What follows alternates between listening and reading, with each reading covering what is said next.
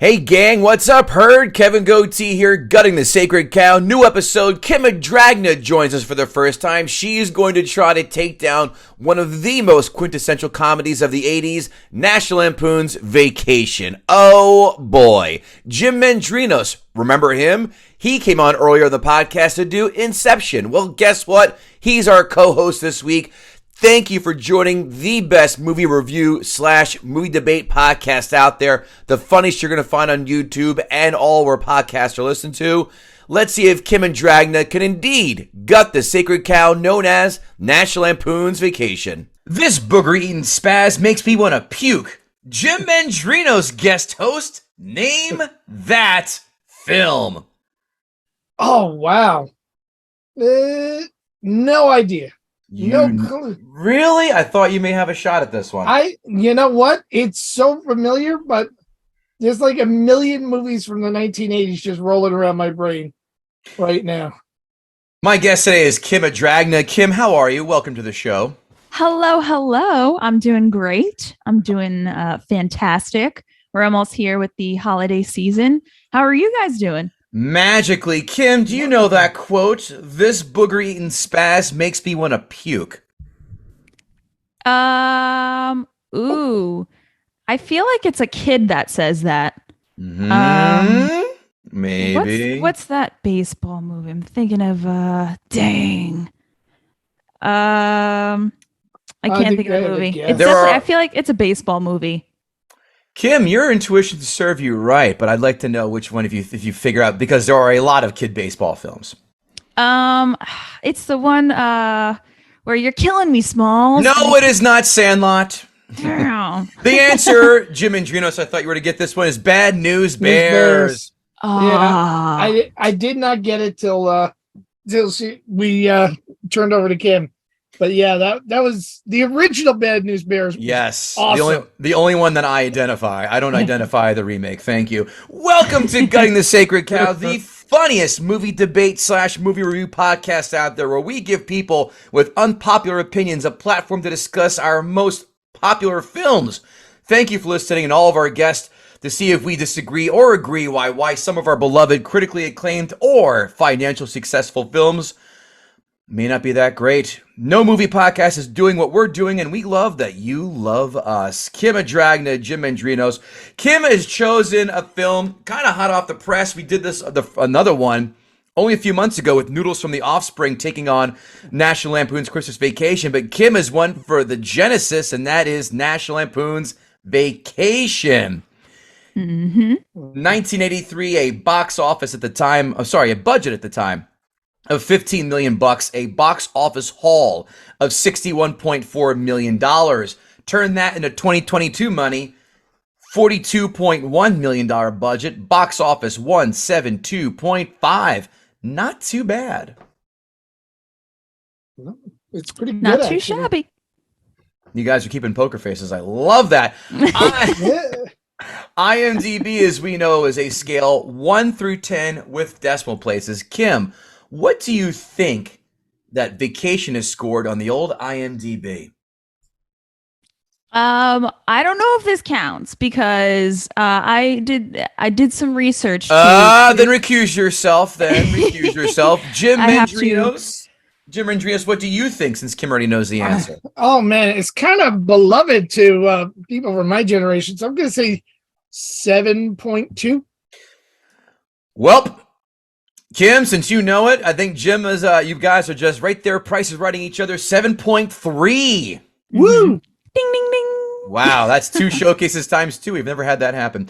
Rotten Tomatoes, as we know, Jim Mendrinos, is a scale 1 through 100. What did the critics' Rotten Tomatoes score show for this film?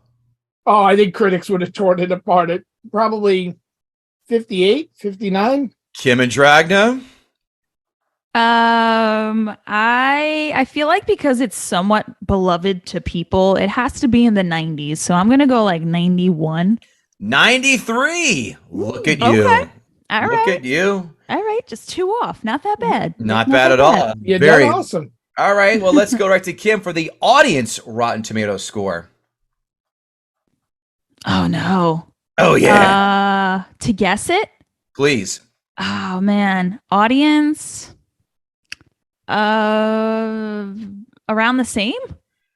I like a little 90, bit more specificity when you 90, give a guess. I'm gonna say 91 again. I'm gonna How say about 91. you, Jim?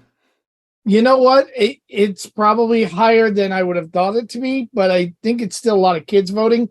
I'm going to say 82. 85. Look at you guys. You're like two dogs sniffing each other's butts around there. That's pretty cute. It's right around the center. Quotes. I love this one. That's where he would sniff her.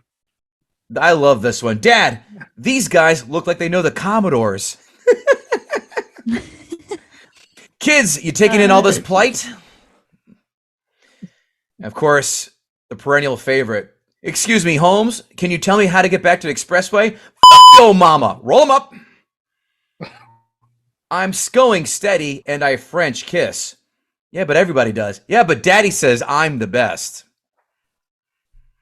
And of course, no vacation film would be complete without Cousin Eddie. I don't know why they call this Hamburger Helper. It does quite well by itself. Kim, any quotes jumping out at you? I like none of them. Oh, any else from the None of film that them. jumped out to you? I actually did write down the one that you just said, which was when they visited the cousins. Yeah. And it was like, oh, but Daddy thinks so. That one. Right. That one, I was like, I don't like that. I don't like that one bit. All right. But that jumped out at me because You're from how could I Nebraska? That hit home? Yeah, right. Now, my New York self was like, ooh, that's not cool, man. Jim. Sorry, Quotes. folks. Like the Moose said, the park's closed. Every time it gets me. Doesn't miss, does it? No. Love it. I was going to throw that one down, but I said, I got to leave some meat on the bone for the guests. So let's just jump right into 5 fun facts. Anthony Michael Hall tried to make himself an on-set presence for a scene which his on-screen mother, played by Beverly D'Angelo, is naked for a shower sequence. In 2009, he told Maxim he was yanked away by a producer, quote, totally trying to sneak a peek. I believe it. I believe a 15-year-old boy kid would totally do that on the set, an 80s set. Yeah, I'm pretty 100%. sure a 45-year-old kid would do the same thing too. Like, is this a closed set? I'm pretty sure that's the only reason why Chevy Chase took the film. Yeah. Probably. That scene, yeah. 4 times. Yeah. Number 2, in the DVD commentary for this film, Chevy Chase said the nickname Sparky was none other than Beverly D'Angelo's idea because she affectionately calls him Sparky offset, and it decided to add it into the film. Of course she called him Sparky, because they were just getting a little close. You know what I mean? Oh, don't I know it? I feel like her creating a on-set nickname. I don't know right there. It's kind of wholesome and dirty at the same time. Oh yeah, that's a perfect way to say it, Jim. I wonder if he was a complete asshole to her as well, as he's been, consistently known to do so. Mm-hmm. Yeah. Wasn't it, like, I heard through the grapevines, a lot of people on, like, SNL, not specifically just SNL, but, like, I've heard through the grapevines and stories that, like, he wasn't the best. So I can only imagine, like, taking it from live, going to, like, an actual set. He probably wasn't the best. Yeah, Bill Murray and him had a very well-known tiff. Let's go to fun fact number 3. Anthony Michael Hall, who plays Rusty, was going through puberty during shooting. Why do you care? Well, because during Principal, he was one height, and then he came back for reshoots, he was 3 inches taller, so he's different heights throughout the film. Oh, wow. That's kind of interesting. And fun, I would bet you're going to say, too. Hence, fun facts. Kind of like Tom Cruise with and without the lifts. Oh, I like to say apple crates. Hey, here's a Tom Cruise story. My brother's, one of his best friends is in the Navy. He's down stationed in San Diego. He was in Maverick. He was standing in the bar scene, and Cruise walks in, grabs like an AP, and goes, "Who is that?" And he says, the AP leads with my brother friend, his name is Todd. He goes, "What's your name?" He goes, "It's Todd." He goes, "Tell Todd he's in my line of sight." And then he gave like a to Mississippi. He goes, Todd, can you move out of the way for Mr. Cruz? And my brother's friends then said, he goes, I almost said, that's impossible. I'm 6'1". Oh my God. Hilarious. Number 4, Harold Ramis had the film scene in St. Louis in mind, in which we referred to in the DVD commentary as, quote, the most politically incorrect sequence I've ever shot, added that it, quote, dehumanizes everyone involved. Very interesting. Mm. Mm-hmm. Most of this movie dehumanizes everyone involved. Yeah. That is kind of the theme of the movie. Number 5, in John Hughes' original script, Clark snaps upon arriving to Wally World, only to learn that the park is closed, and then the Griswolds drive to Roy Wally's house, hold him hostage and his top executives, and then made him dance and sing in front of the Griswold family. Oh my God. But was ultimately scrapped because it did not, surprise, play well in front of the test audiences. Director Harold Ramis believed the ending didn't work because the movie builds the promise of seeing Wally World, and audiences felt cheated out of that payoff. How about it just sucked, that ending, guys? Let's just go with the obvious. Yeah, I'll go with that. Yeah. And it's a now, much better ending. Yeah, I think it was a nice bow, but it punched that final card. It's John Candy on a roller coaster. What is bad about that? I want you to tell me where anything that John Candy in his bad period. Yeah. Nothing. Thank you. That was a trick question. Good for you, Jim. Let's ask our fans, because they have questions for you, Kim. And that is, of course, our Ask a Gutter segment. Good old reliable himself, Brandon Oglesby, at Newark Night. Chevy Chase is iconic. Should the Griswold family station wagon be considered a classic movie car, like the Mystery Machine from Scooby-Doo or the Batmobile? Ooh, that's a good question. I don't think they're in the same realm, to be quite honest, but I'm not going to totally exclude it from, like, if there was like a car show or something and they're like, oh, this is the Griswold one. But how are you going to be able to do that? Are you going to give the original, like, nice, polished and shiny car, or are you going to do the beat up car? You know what I'm saying? There's like a difference. Yeah, I'm not going to a car show unless I see it has honky lips spray painted on the side like it does in the later part of the film. Oh, no. Okay. I want dead grandma taped to the roof. If Imogene Coke is not taped to the roof, it's not the Griswold mobile. Yeah. And the leash for the dead dog attached to the back as well. How dare we forget that? I like that. So we need the dead end on top. We need the leash in the back, and then we need the spray paint, and then the no rims on the wheels. Yes, that's what we're going for. Okay. I do have a question. I do have a problem with Brandon's question. Scooby-Doo Mystery Machine, not a classic car he said classic movie car. So I'm going to nitpick because there are 1,000 other cars that are way more classic than the Matthew Lillard, Freddie Prinze Jr., Sarah Michelle Gellar Scooby-Doo 2 films. And also, if we're going to nitpick, please, it's a van. It's not a car. Sure. Vehicle. And wouldn't we also want to take Christy Brinkley's car as a classic car? I would 100% agree with that. By the way, I'm not a car guy by any stretch, so I'll defer. Is that the same Ferrari Magnum PI drove in? Sure looks it to me. Yeah, it does look similar, but I do not know for sure. Second half of this question, can you name a better road trip movie than this one?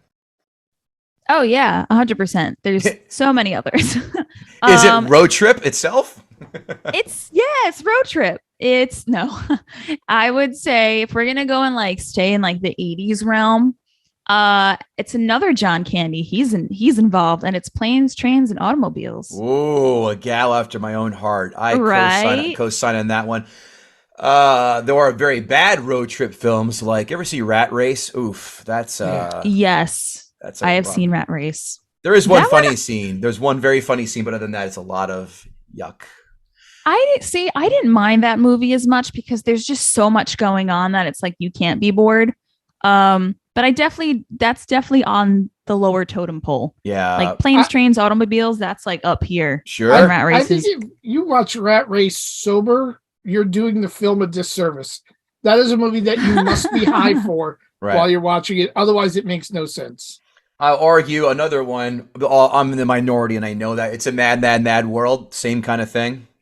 Oh, that's definitely a better movie. Yeah, I wasn't crazy about Mad World. I don't know. I wasn't impressed, but I I digress. didn't see that. I have to Really? watch that. Yeah, no, I didn't see Yeah. that. I should put that on my list. It You could drags. also go back to the original road movies, like Road to Morocco. Any of the Crosby Hope road movies are better road movies than this one. How about Indiana Jones and any of his expeditions? He goes country to country. Those are road trips. Yeah. Technically, yeah, they are. At Rex Crumb, Beverly D'Angelo, an underrated hot movie mom. Fight me. No, sir, I don't need to because I fully agree with that statement.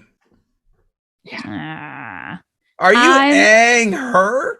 Stop no, I like it. her, but I didn't need to see all of that for like 3 or 4 times in the movie. Like, I get it. It's there. I don't need to see it. You guys could see it. I'm going to disagree. I'm going to. Circle does not get the square. Jim and I are in full agreement. Well, of course you guys are. Hey, listen. That's probably 90% of why the movie did so well. I will say the pool scene better than the shower scene. Why? Because the tease, by the way, well, I'll give you a fun fact that did not make the cut. Christy Brinkley is not nude in that. She's wearing a bodysuit. She would not get nude. No. So there's a fun fact. Next one, at Eric4953, of course, he loves, sorry, folks, the park is closed. The moose out front should have told you. His question, when you get to the amusement park, do you park in the back to be the first ones out?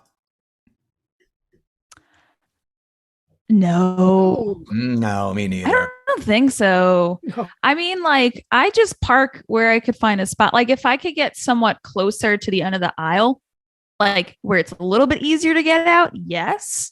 But like, if I could just find a spot, for the most part nowadays, like they tell you where to park. So you really can't pick and choose where you want to go anyway. Yeah. Great Unless Adventure. You go like super, super early.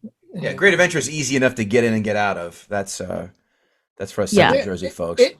It's not like you're going to a Jets game or a Giants game or Mets or Yankees game where you need to be by the entrance because everyone's just hammered. I had 100% in the old Yankee Stadium gym in the parking garage, and I had the perfect spot when they opened the door in the back when the game was over. It just zipped right out, and behind the stadium, it ran parallel to River Avenue. And I don't park there anymore because I take the subway because I'm not paying $45 to park for a space. No thanks. Yeah. Oh yeah, I hear you. It's going to be 53 this year. Yeah, I'll continue taking the train. At Eric4953, arguably the best movie starring Chevy Chase. Does your criticism of Vacation come from hate of Chevy? Parentheses, Caddyshack is his best, but he's not the star. Eric, I was about to yell at you, but you decided to correct yourself in the nick of time. So, Kim, does your hate of Vacation come from Chevy Chase? Yes or no? I know you're going to get into why later, but is this a main reason? I mean, it's part of a reason. I will, as you know, I'll go into it and say, I like Three Amigos. He's great in Three Amigos. Right. But for some reason with this one, I don't think it's the best. I do not think. Never saw Three Amigos yet. It's still one that escapes me. Oh, you have to do it. It's not, listen, let's cut the bullshit. It's not one of those films you have to say, stop what you're doing and go see Three. That's why I never got to it. So No, but it's definitely up there. Okay. Like if you want to just like a fun comedy thing, I mean, you know, all right. Steve Martin's in it. So listen, Steve, the jerk, Planes, Trains, we already said this. Next, at Lord Snurts, he didn't watch it because an earthquake knocked out his power. He locked out his power. No fun questions. He's doing fine, though. A bit bummed. Was on a roll yesterday with his questions. He was. So good to see Lord Snurts is okay. Back to Eric4953. Hey, Kim, why do you hate fun? I invented fun. I enjoy the fun. This is not fun. This movie is not fun. So this podcast, absolutely fun. Yeah, I'm loving it. Spirit. But the movie, not so much. He follows up with that question. Did you not like this because you had bad family trips? Oh, no. I had the best family trips. I would drive so I'm in New York, right? Mm-hmm. So I would drive from New York all the way to Florida and we would stop in between. Sightsee, eat everything. I loved it. I had the best family trips. So no, I had great family trips. Thank you very much. Did you stop at south of the border in South Carolina and pick up copious amounts of fireworks? No. You know what? That's right. A copious amount of that and like a burrito on the side too. Every dude did. Jim's waving his hand. Oh yeah. Yeah. Yeah. No, we always passed it and like we never stopped and I always wanted to. I thought it'd be like, oh, this is fun. But like we were on a mission. Like it was like a timed thing. We had to go past it. Like, and it was like a known fact, like you don't need to stop there. Like it's either you stop there because like it's like south of the border, like you have to. But one of these days I will, just because I feel like I have to experience it. Look, it's not like the biggest ball of twine or that big dinosaur park in Pee-wee's Big Adventure bullshit. Like, this is legit. One of my favorite things to do to other comics in the 80s was when we get around there, make them go in there and eat the boiled peanuts, which have been the same boiled peanuts since about 1953. Those things were not edible. Not familiar with those, but I'll take your word for it. Oh, they're the most awful things that you have ever experienced in life. Do they have a bunch of like different food and like games in there? Like I never actually read up on what it. Yeah, it's called Avoid Horny Methed Out Truckers. That's the main game. Oh, so maybe I shouldn't go? No, or maybe you should if that's your forte, my dear. Maybe, maybe 2023 is the time to live. Hey, listen, COVID's almost over. Kids, get out there and live by going to truck rest stops and, throwing it around. So, guys. If you want to know what's happening there at a truck rest stop, Kevin would be a solid 7. They'd be going for you. Jim, I fancied myself at least an Omaha 8. So. An Omaha 8? Oh, man. I think that, okay, and Eric follows up. He said Chevy Chase is overrated, but this was written for a moron like him. Anthony Michael Hall was great, even though he aged 2 years by the end of the movie. And Beverly D'Angelo is sexy and the straight man that chases over-the-top goofball. That is going to close it out for Ask a Gutter, so thank you all the fans for getting on the action and fun.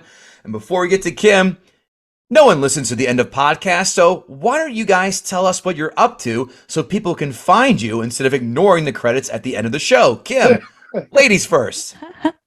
Perfect. So I'm Kim Adragna, y'all. If you haven't been listening for the last half an hour, you can find me on literally all social medias at Kim Adragna. And then I also have a podcast called The Grindhouse Radio where we talk about all pop culture.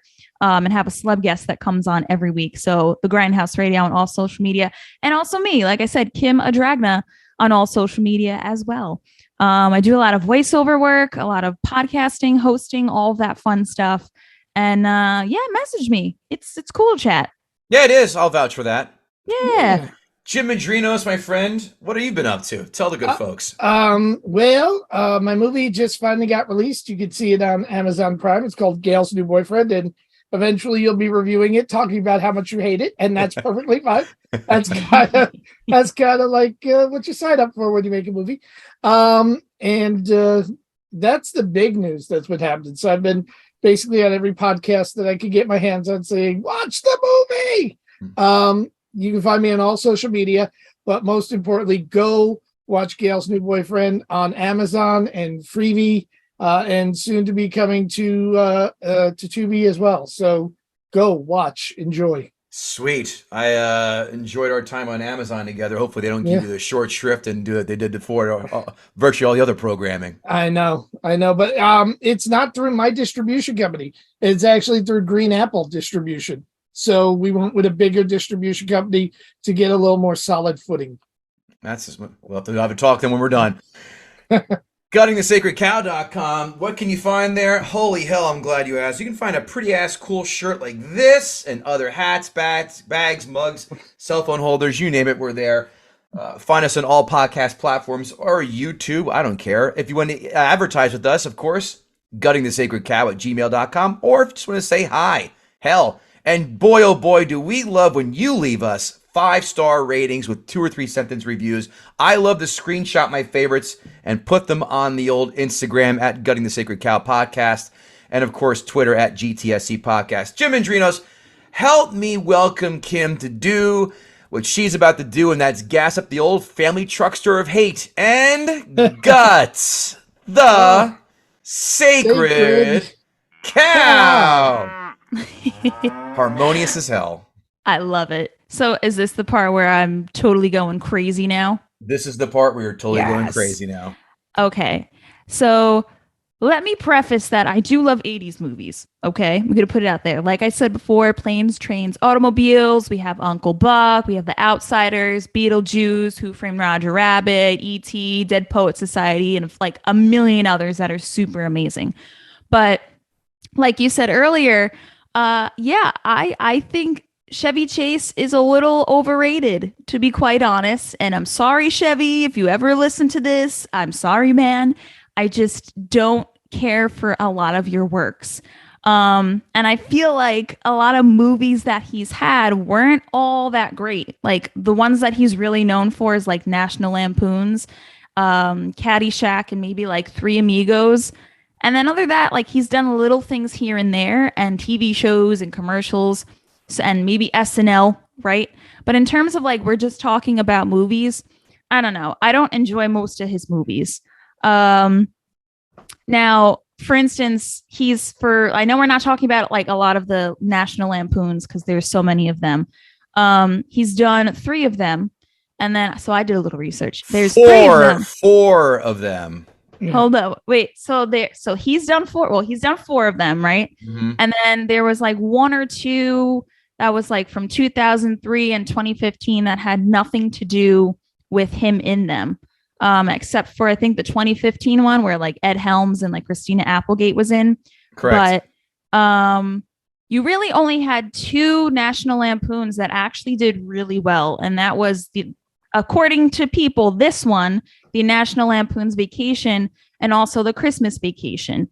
But his European Vacation and his Vegas Vacation did not do well on IMDb, Rotten Tomatoes, audiences, all of that fun stuff. European Vacation was a big steaming pile of brontosaurus shit. It was poop. Yeah. It's like one of those things where like, I feel so bad saying it, but like once I don't care for an actor, and I hate saying that, but like, because I do voiceover work and I do some acting as well, but for some reason, there's just something that irks me about him. So I don't really enjoy the rest of his movies, right? Like like, for instance, I do like Three Amigos, so I'm going to give him that. But to really go into it, like, I really didn't enjoy this movie. Like, I feel like there was really no plot. It was just mini stops of them going on a vacation. And when they went on these mini stops, like, nothing ever happened. Like, there was really no real substance and there was like no fluidity.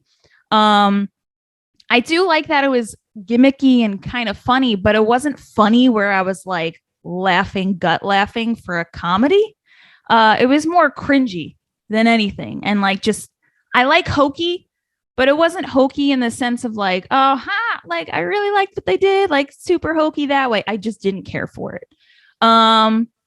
So I think people like this movie just because it's considered a classic and like they're forced to like it. And also when we said earlier, because Beverly D'Angelo had like 3 or 4 boob scenes, right? Okay. You guys agreed with that. That's probably why you liked it.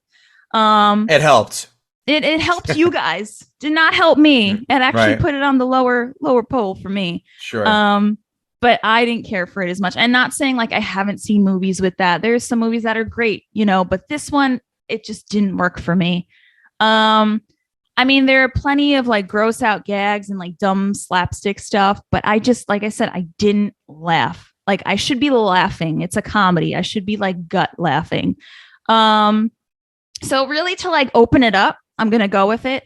When he got the new car and it was being crushed, it was more annoying than funny to watch. And like this kind of like just started showing that he was like an airhead because he went right to the car when it was crushed. So like I just felt like it wasn't funny. Like it was just like, all right, he went to the car. Woo. Like they tried so hard being funny. Like, oh, I didn't notice it was being crushed. Wasn't funny. Another airheady moment was like in the kitchen, they were cleaning the dirty dishes, but the dishes were still dirty. And he just kept putting it in the cabinets. And I'm like, yo, that is nasty. He said, turn it up for 1 second. He goes, that's by far my favorite scene that most people don't pick up on. Did he? Mm-hmm. Ha. Look at you. I pick up on things. I wrote down, you said to bring some notes. And I brought notes. You sure did. Great job so far. Slightly nitpick on things, right? Sure. So the dirty dishes, like you said, which that's really funny fact that you just mentioned. Another thing was in terms of the airheady moments, which there were a lot within the movie. He packed all his luggage and put it on top of the car, and it all came crashing down. Like, you knew that was like, that's like a usual thing that happens. It's not anything new. We've seen that before in movies. Like, they were definitely copying it off of another movie. So it wasn't original. So I wasn't amazed by that. The next point that I have was they were singing in the car, right? The Wally World anthem or whatever. Mm-hmm. I'm all for hokey. I love singing. I love karaoke. I even love singing in the car. But for that, for some reason, it was just really cringe. And like they were, it seemed like they were in the car for like 2 minutes on the road, and they were like, let's just start singing. It's like, no, be in like a fun open field and start singing. You know what I mean? Like, don't be like, oh, I'm in New York City and I'm just going to start singing. No, like you're on a fun vacation, start singing, you know? Then there was the gas station scene where he didn't know how to do the gas station and pulled off the license plate. Then there was, he slept at the wheel while sleeping. Like, cinematically, I was like, all right, like that was okay. I was just like, all right, you slept at the wheel. You didn't crash. Of course you didn't crash in the movie because then it would have ended, you know? So I was like, that's not cool. Like, they could have thought of something different with that. And I was like, that's unrealistic. Then there were the numerous occasions of him completely flirting with this girl like 3 times, the red car lady, which is what I call her. I don't know her name. Christy Brinkley. There you go. I forgot. Christy Brinkley. That actually hurt my soul. Mine too. She's ubiquitous, I thought. I mean, no, I didn't know her character name. If she even, that's what I meant. She didn't have one. It was like the woman in the car. I think she was called in the credits. But yeah. Okay, so that's why I called her like red car lady. Woman in the red car. Perfect. Yeah. So there were several times like in the car, they were looking at each other, dancing while eating in a sandwich. That was weird. That had all dog pee on it. And then obviously the blatant one, which is like being naked in a pool. Like, the bit got old. Like, I feel like there was no reason for her to even be there.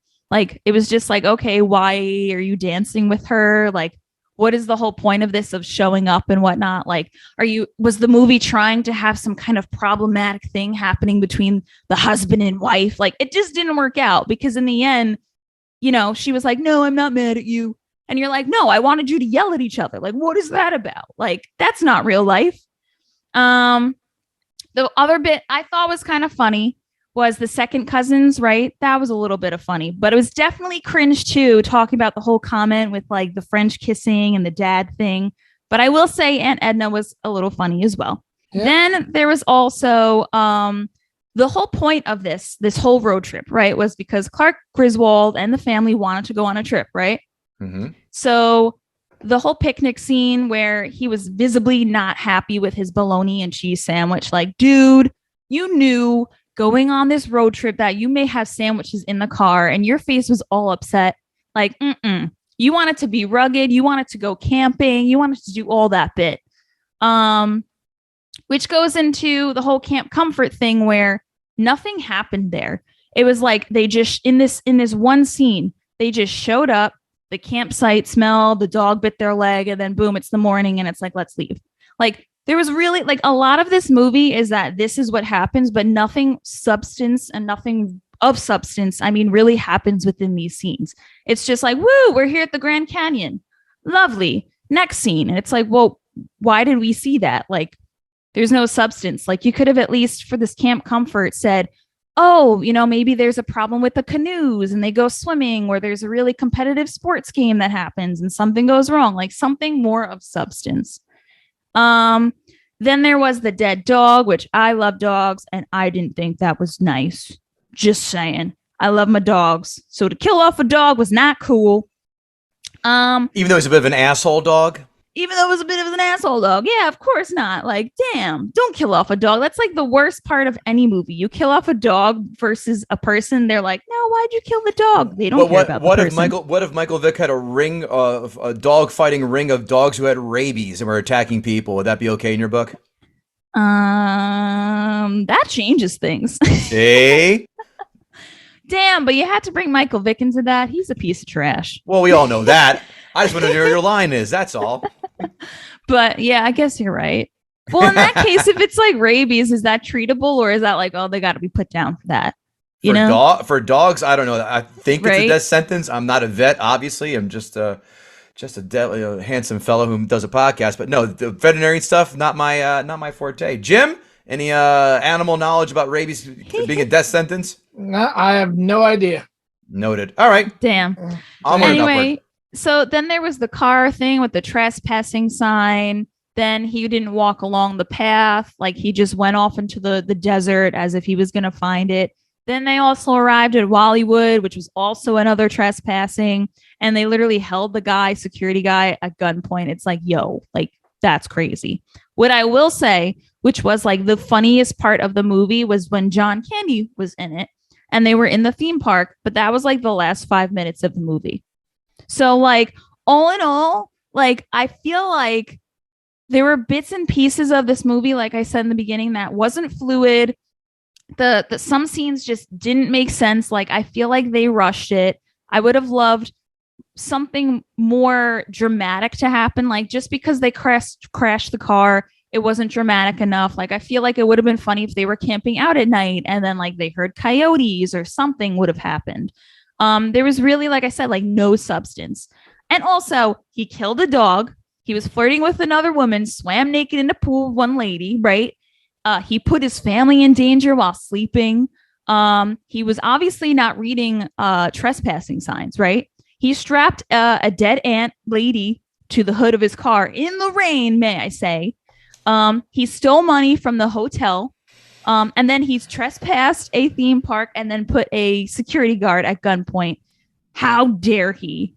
So bad. I feel like they were stretching. I feel like there was too much hype of the movie, and I feel like just because it's a National Lampoon movie, or maybe just because it's Chevy Chase, that it got a lot of views. And I also will say I feel like because, there were like boob scenes in that. I don't know. Or maybe just because it was the 80s and people love that stuff. But I feel like it's just, I don't know. The only thing I could say, I just don't care about Chevy Chase. And there was it just didn't work. It just didn't work. Give me a number 1 to 10. On me not liking it? Yes.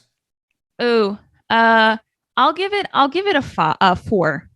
Okay. Because there were certain things that I did think I liked and that were funny, but the rest of it I was like, I could do without. So I'll be nice and I'll give it a 4.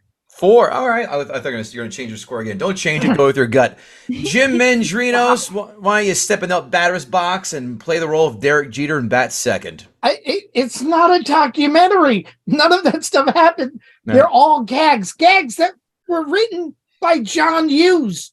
John Hughes, who's like 80s filmmaking royalty. Harold Ramis, was the director. More 80s filmmaking royalty. Mm-hmm. Imogene Coca, possibly, one of the greatest American comedy actresses ever from your shows and literally a million other things from the 50s and 60s in her last major film role. Right.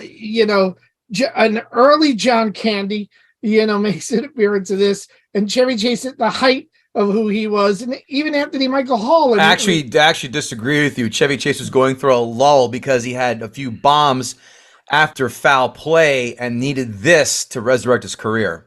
All right, but he was still immensely popular. He was still commanding $7 million a picture in the 80s. What? Yeah, not that early. Oh yeah, $7 million a picture in the 80s because he was still doing box office.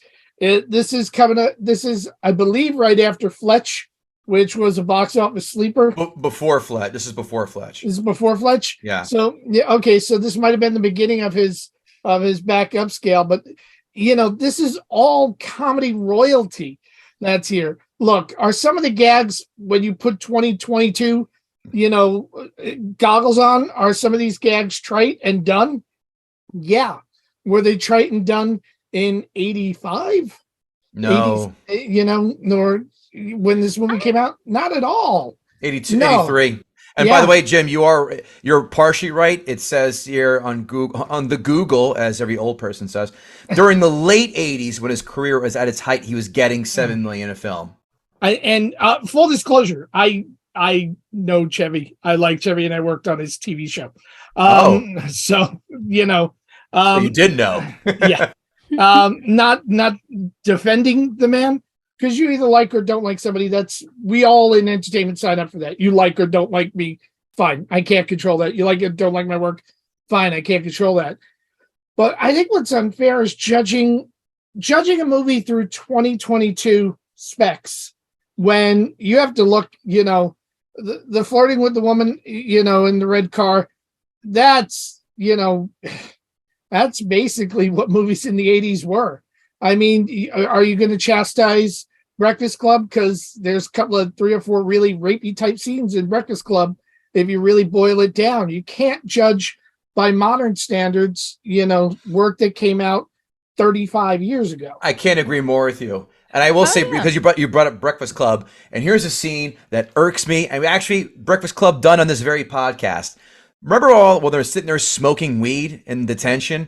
And then, I don't know, 5 minutes later, Emilio Estevez acts like he's on PCP and puts his hand through glass several times. Last time I checked, you don't do that when you're high as shit. So unless there's snacks on the other side of the glass. Or you're laced with PCP. Yeah. Well, I will say, I love Breakfast Club. I have no problem with Breakfast Club. So, when you're talking about the weird rapey scenes or whatever, yeah, I get it. That's what they had in the movie, but the movie was still fun. You know what I mean? This one, I wasn't even alive for 85, so I can't look at it in that lens. But I have looked at several other movies that are from the 80s and are also hokey and have weird, nudity stuff or whatever. And I think they're hilarious. Just this one, I don't know. It was more than just those bits and pieces. I just felt like there was no real substance to it. But I totally know what you mean by that, Jim. I don't think the point of this movie was substance. I think the point of this movie was just mindless, frivolous BS. Yeah, it's just gag after gag after gag. And remember, it's coming out at a time where National Lampoon's Animal House was just before it. Porky's was right around the same time. There was a whole lot of movies that were just, let's just get a whole bunch of crude gags in there. I mean, Caddyshack is nothing but crude gag after crude gag. Right. And they all work. It was a genre of, plot be damned. I'm just going to do goofy, silly shit and let these fun actors do what they're doing. To a lesser degree, that's what The Jerk was as well. We mentioned that earlier in the podcast. Look, do I think this is, going up there against Casablanca or Citizen Kane? No, clearly it's not.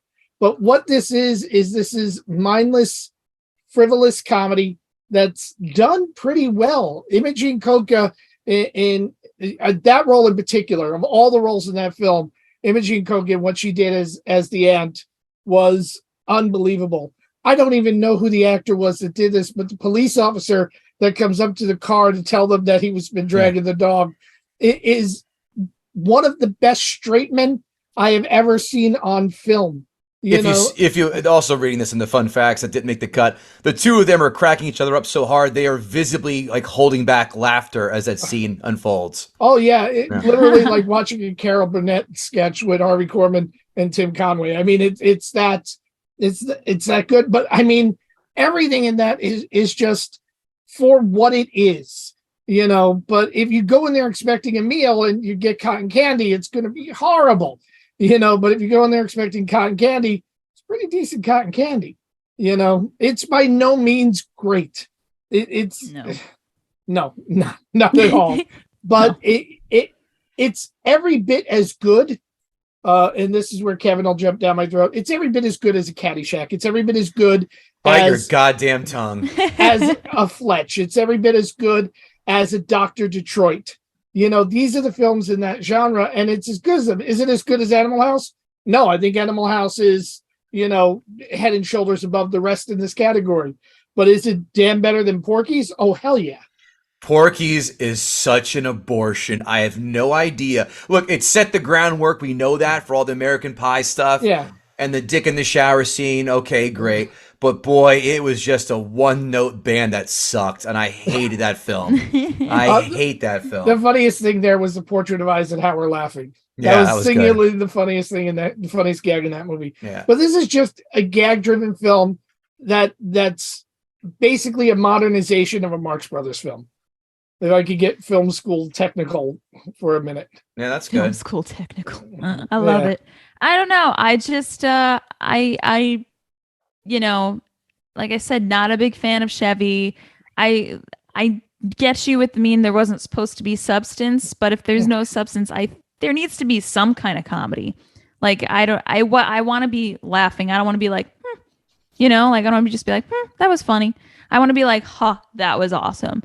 And I didn't get that from this. Jim, give me a scale 1 to 10 on your opinion here. It's about an 8, but if you really want to go see a really good Chevy Chase film, go back to the Groove Tube.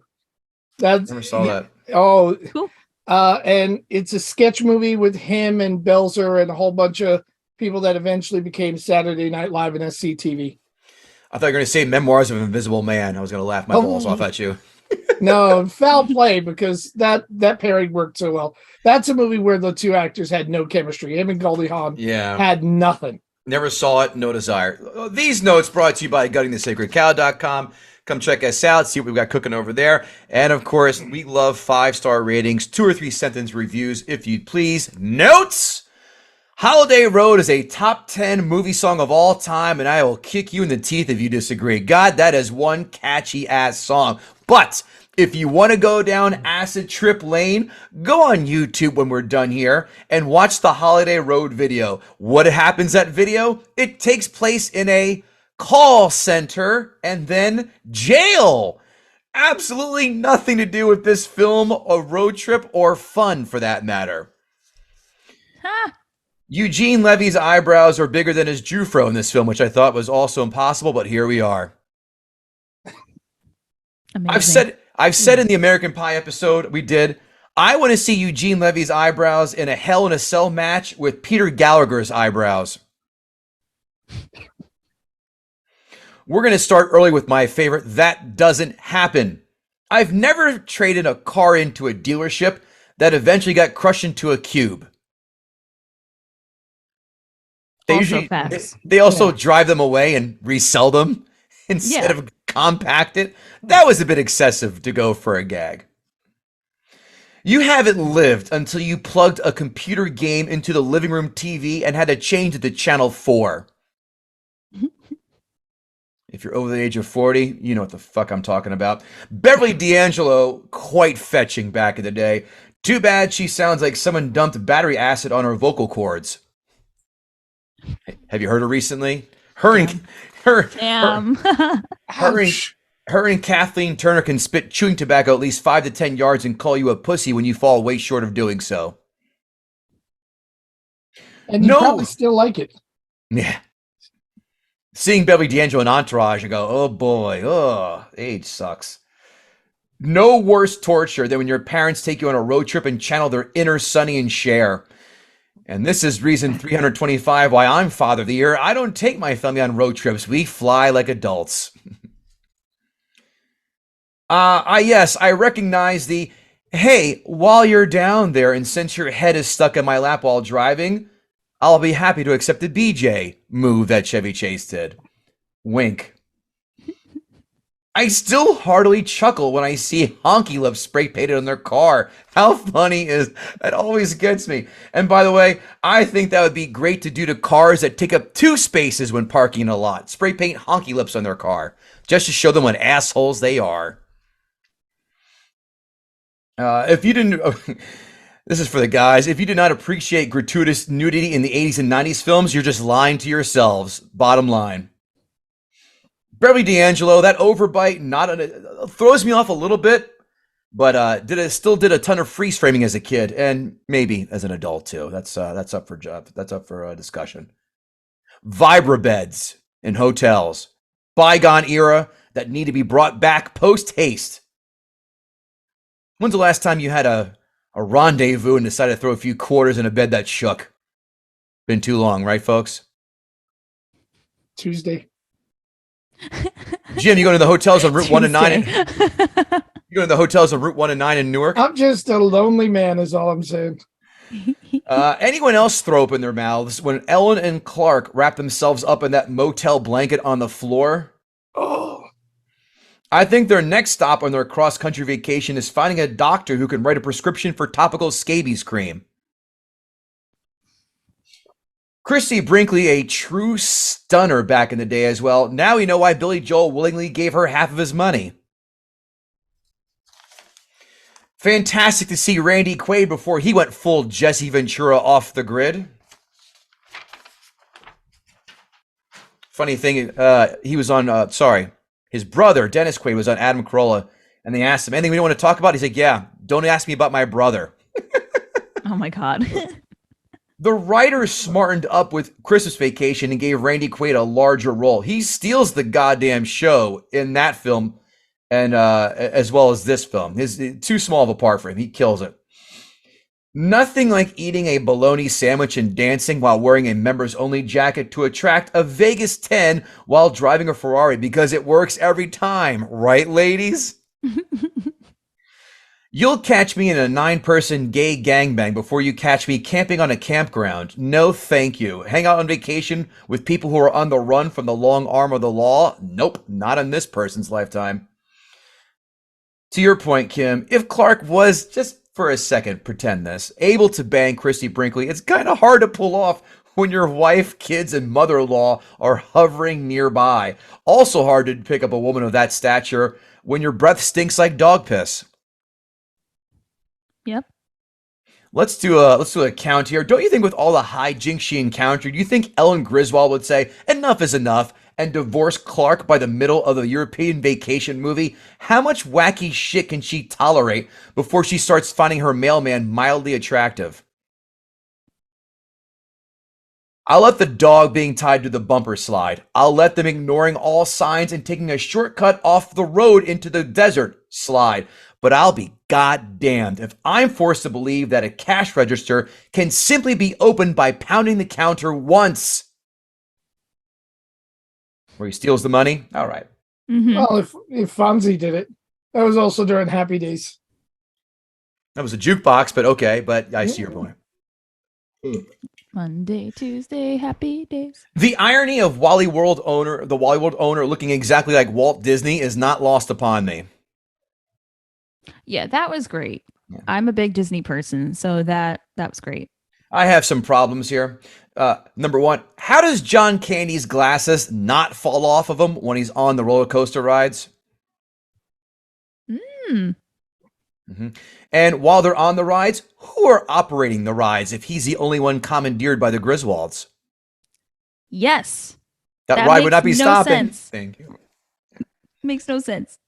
We're looking for logic in an Animal House movie. I know. In a National Lampoon movie. We'll tie it together, Jim. Don't you worry. I have Don't. to. But listen, this podcast has taught me a lot of things besides, shenanigans and tomfoolery.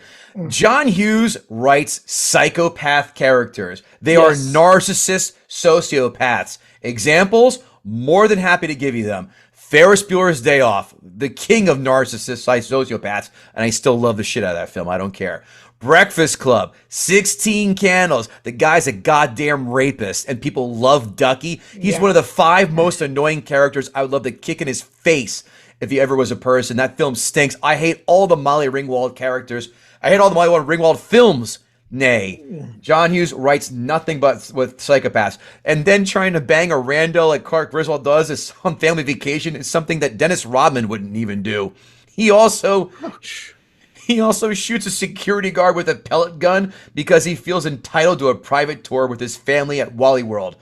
Again, falls under the same trappings as Christmas Vacation. We're going to do this come hell or high water. We're going to go to the middle of nowhere and cut this big-ass tree down because, like a tree can fit on the top of a Mercury Sable station wagon, right? Look, the problem with this film is that the same as Christmas Vacation, there is a lot of lag time between jokes. There are good jokes. Christmas Vacation has more voids with the jokes. I can argue that there are maybe 4 or 5 laughable moments in Christmas Vacation until Cousin Eddie comes in the mix. Then it gets good. This has more laughable moments, but they aren't as fast-paced and frenetic as I want in my comedies. I'm not saying it has to be an airplane, naked gun kind of rapid fire. I mean, that's the pinnacle for that. There are moments, but they're not enough. Like, this is a super quotable film, though. I mean, I ripped off 5. I could have ripped off 10. Yeah. Easily. Cousin Eddie steals the show. I wish he had more screen time in this one, like he did for the second one. This is my favorite Audrey Rusty combo. I'm a fan of AMH and the other gal. I forgot her name. Beverly D'Angelo, fantastic. Film is insanely quotable, like I said. Is it holding up as nearly as great as I loved it as a kid, teenager? It is not. I will rewatch it a few more times in my lifetime. Is it deserving of classic status? I don't know anymore. I don't know. I don't think so. But I give it a 6 out of 10. Still amusing. Still, it's that pair of comfortable slippers you put on. This is a remote test one. Kim, the remote test is simple. At any point, if you stumbled on cable, do you drop the remote and go, I know what I'm doing for the next half hour, 45, hour and a half, whatever? With this film, it depends where I catch it. Some other films, Caddyshack, Naked Gun, Airplane, other comedies like that, absolutely. This, if it catches me in the right spot, yeah. But not overall. 6 out of 10. Let's go with those elbow patch assholes who bloviate and use 18-syllable words when one could do. Critics 5-star reviews. Half-baked but occasionally hilarious, National Lampoon's Vacation gets a reasonable amount of mileage out of depicting the disaster-prone journey of a quote-unquote typical family of 4, the Griswolds of suburban Chicago. That is a Christmas cookie cutter review if I ever read one, folks. Next one, funny family comedy, but dated and risque. A zany, lighthearted look at numbskull American tourism at its most chaotic. Oh, is that someone who's going to try and wax poetic about soccer? Despite plenty of gross-out gags and dumb slapstick bits, the careful viewer can occasionally detect some acrid and original satire in this 1983 film. This boasts a great cast from start to finish, but the funniest moments in this film, for me, come invariably from Randy Quaid, who plays Chase's dumb country cousin. Critics, 1-star reviews. The result is not so much a comedy about American values as a 2,500-mile skid on a banana skin. That's a metaphor. Visual gags come thick and fast and are about as subtly signposted as the exit markers on a freeway. Oh, trying to work those jokes in, you lit majors, good for you. It's a pleasant diversion with a few memorable bits and a likable cast, but true comic invention is hard to locate in the meandering screenplay by the late John Hughes. Vacation is missing a sense of direction. With Harold Ramis in the driver's seat, it veers off course and sputters down a bumpy road. I was waiting for this reviewer to end the sentence with, yeah, someone should have called AAA in this movie, huh? There are 2, maybe 3 good gags in National Lampoon's Vacation, which is otherwise poorly paced, sloppily put together, and full of inept, ill-conceived performances. Amazon 5-star reviews. Bought this to teach the kids the meaning of Wally World is Closed reference. Great movie that stands the test of time. A must-see. Does Disney World or Florida ever close, though? No, so this guy painted himself into a corner. Right, Kim? Right. This movie has always been my favorite Christmas movie. They consider this a Christmas movie? I guess Die Hard's a Christmas movie. Or Police Academy 4 is a Christmas movie. Just make sure you have your remote ready to freeze frame shower scene. Ellen, Beverly D'Angelo, moves quickly.